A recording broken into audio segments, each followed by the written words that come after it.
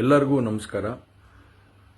ಮೊದಲನೇದಾಗಿ ನನ್ನ ತಂದೆ ತಾಯಿಗೆ, ತಾತಂಗೆ ಹಾಗೂ ನನ್ನ ಕುಮಾರನಿಗೆ ಮತ್ತು ನಾಡಿನ ಜನತೆಗೆ ಹಾಗೂ ಎಲ್ಲ ನನ್ನ ಕಾರ್ಯಕರ್ತರಿಗೆ ಕ್ಷಮಾಪಣೆ ಕೇಳ್ತಾ, ನಾನು ಫಾರಿನಲ್ಲಿ ಎಲ್ಲಿದ್ದೀನಿ ಅಂತ ಸರಿಯಾಗಿ ಮಾಹಿತಿ ಕೊಡದೇ ಇರೋದಕ್ಕೆ ಇವತ್ತು ಮಾಹಿತಿ ಕೊಡೋದಕ್ಕೆ ಬಂದಿದ್ದೀನಿ. ಏನು 26ನೇ ತಾರೀಕು ಚುನಾವಣೆ ನಡೀತು.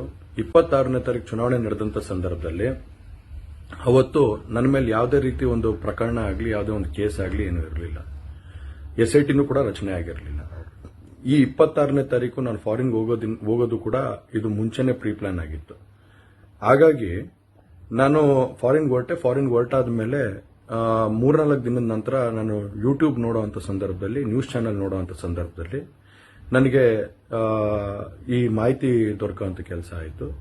ಮಾಹಿತಿ ದೊರಕದ ಮೇಲೆ ನಂತರ SITನೂ ಕೂಡ ಏನು ಒಂದು ನೋಟಿಸ್ ಕೊಡುವಂತ ಕೆಲಸ ಮಾಡಿತು. ಆ SIT ನೋಟಿಸ್ಗೂ ಕೂಡ ನಾನು ಎಕ್ಸ್ ಖಾತೆ ಮುಖಾಂತರ ಮತ್ತು ನನ್ನ ಲಾಯರ್ ಮುಖಾಂತರ ನಾನು 7 ದಿನ ಸಮಯ ಅವಕಾಶ ಕೇಳಿದ್ದೆ. 7 ದಿನ ಸಮಯ ಅವಕಾಶ ಕೇಳಿದ ಮೇಲೆ ಕೂಡ ಅದು ಮಾರನೇ ದಿನನೇ ಏನು ಕಾಂಗ್ರೆಸ್ಸಿನ ಹಿರಿಯ ನಾಯಕರಾದಂಥ ರಾಹುಲ್ ಗಾಂಧಿ ಅವರು ಮತ್ತು ಹಾಗೂ ಎಲ್ಲ ಹಿರಿಯ ನಾಯಕರುಗಳು ಏನು ಓಪನ್ ವೇದಿಕೆಗಳಲ್ಲಿ ಈ ಒಂದು ವಿಚಾರಗಳನ್ನ ಪ್ರಚಾರ ಮಾಡೋದಕ್ಕೆ ಪ್ರಾರಂಭ ಮಾಡಿದ್ರು, ಚರ್ಚೆ ಮಾಡೋದಕ್ಕೆ ಪ್ರಾರಂಭ ಮಾಡಿದ್ರು, ಒಂದು ರಾಜಕೀಯದ ಪಿತೂರಿ ಮಾಡುವಂತ ಕೆಲಸನ ಮಾಡಿದ್ರು. ಇದೆಲ್ಲ ನೋಡಿದಂತ ಸಂದರ್ಭದಲ್ಲಿ ನಾನು ಡಿಪ್ರೆಷನ್ಗೆ ಹೋಗುವಂತ ಕೆಲಸ ಆಯಿತು, ಐಸೋಲೇಷನ್ಗೆ ಹೋಗುವಂತ ಕೆಲಸ ಮಾಡಿಕೊಂಡೆ. ಹಾಗಾಗಿ ನಾನು ಮೊದಲನೇದಾಗಿ ನಿಮ್ಮೆಲ್ಲರನ್ನೂ ಕ್ಷಮಾಪಣೆ ಕೇಳಿದೆ, ದಯವಿಟ್ಟು ಕ್ಷಮಿಸಿ ಅಂತ ಕೇಳಿದೆ ನಾನು.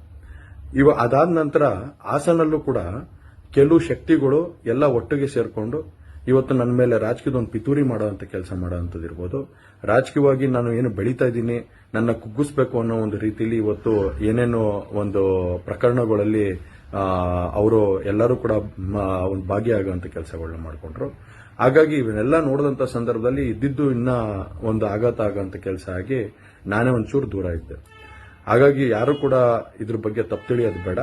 ನಾನೇ ಖುದ್ದಾಗಿ ಶುಕ್ರವಾರ ಏನು 31ನೇ ತಾರೀಕು 10 ಗಂಟೆಗೆ SIT ಮುಖಾಂತರ SIT ಮುಂದೆ ಬಂದು ನಾನು ಸಂಪೂರ್ಣ ಈ ಇನ್ವೆಸ್ಟಿಗೇಷನ್ಗೆ ಸಹಕಾರ ಕೊಡೋ ಮುಖಾಂತರ ನಾನು ಇದಕ್ಕೆ ಸರಿಯಾದ ರೀತಿಯಲ್ಲಿ ಉತ್ತರ ಕೊಡುವಂತ ಕೆಲಸನ ಮಾಡ್ತೀನಿ.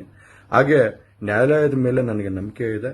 ಖಂಡಿತವಾಗ್ಲೂ ಕೂಡ ನಾನು ಈ ಒಂದು ಏನು ಸುಳ್ಳಿನ ಪ್ರಕರಣಗಳಿದಾವೆ, ಈ ಸುಳ್ಳು ಪ್ರಕರಣದಿಂದ ಆಚೆ ಬರುವಂತ ಕೆಲಸನ ನ್ಯಾಯಾಲಯದ ಮುಖಾಂತರನೇ ಮಾಡ್ಕೋತೀನಿ ಅನ್ನೋ ಒಂದು ನಂಬಿಕೆ ನನ್ನಲ್ಲಿ ಏನಿದೆ. ಹಾಗೂ ದೇವರ ಆಶೀರ್ವಾದ ಮತ್ತು ಜನರ ಆಶೀರ್ವಾದ, ನನ್ನ ಕುಟುಂಬದ ಆಶೀರ್ವಾದ ನನ್ನ ಮೇಲೆ ಇರಲಿ. ಖಂಡಿತವಾಗ್ಲೂ ನಾನು ಈ 31ನೇ ತಾರೀಕು ಶುಕ್ರವಾರ ನಾನು SIT ಮುಂದೆ ಬರ್ತೀನಿ. ಬಂದ ನಂತರ ನಾನು ಇದಕ್ಕೆಲ್ಲದಕ್ಕೂ ಕೂಡ ಈ ಒಂದು ಇದಕ್ಕೆ ತಲೆ ಎಳೆಯುವಂತ ಕೆಲಸನ ಮಾಡ್ತೀನಿ. ನನ್ನ ಮೇಲೆ ನಂಬಿಕೆ ಇರಲಿ ಅಂತ ಹೇಳಿ ನಿಮ್ನೆಲ್ಲರನ್ನೂ ಕೋರ್ತಾ ನಾನು ಧನ್ಯವಾದ ಹೇಳಕ್ಕೆ ಇಷ್ಟಪಡ್ತೀನಿ. ಧನ್ಯವಾದ.